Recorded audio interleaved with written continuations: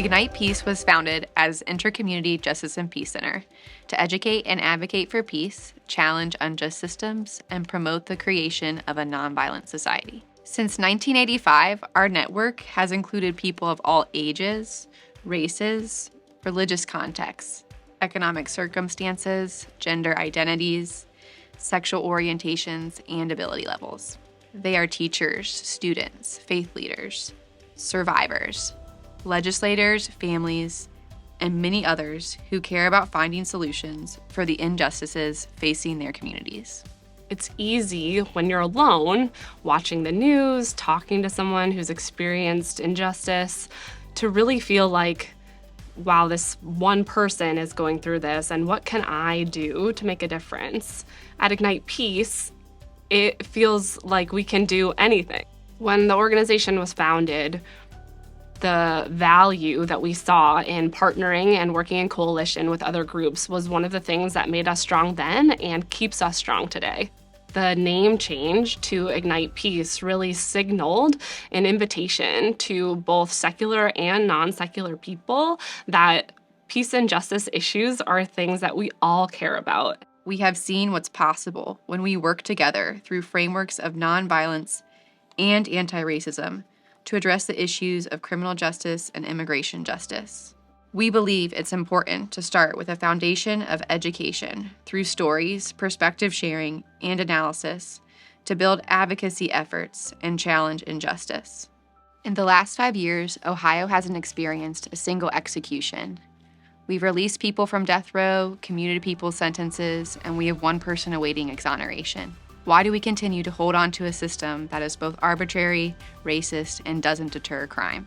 Since 1999, Ohio has executed 56 people, and when I was on death row, they carried out 18 executions of some of my closest friends, and I knew for a fact that a lot of them guys was innocent, because I was innocent. Been killing innocent people, A lot of my friends died because they were poor whites, blacks, and poor Hispanics. They didn't die because they was guilty. They died because they were poor and they couldn't defend themselves, We got a good chance of ending it in Ohio, Because, we don't need the death penalty because, life, like you say, we got a thing called life and life without parole. We need to use that because if we make a mistake, we could go get this person out of cell. But if you make a mistake with the death penalty, you can't go get the person out the grave. Systems like the death penalty and immigration were created to uphold the ideals of white supremacy. They were created by people unwilling to recognize the dignity of each person and unwilling to have radical compassion for people who look different than they do.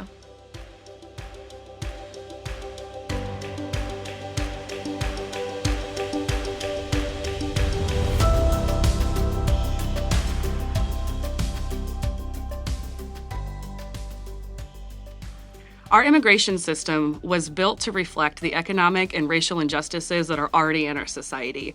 You get treated differently depending on where you're from, what language you speak, and the color of your skin. We heard from one of our youth leaders a few years ago that they went to go get their driver's license when they turned 16, just like every other U.S. citizen, and they were turned away. After further investigation, we found out that the Ohio Bureau of Motor Vehicles was discriminating against 16 and 17-year-olds who were U.S. citizens because of their parents' immigration status. And that's just not right. So we joined a couple of other organizations and sued the Ohio BMV for these young people to have the right to get their license just like everybody else, regardless of their parents' immigration status. Ignite Peace was in a unique situation to be able to take on that case against the BMV because we're known for creating safe spaces for people to share their stories.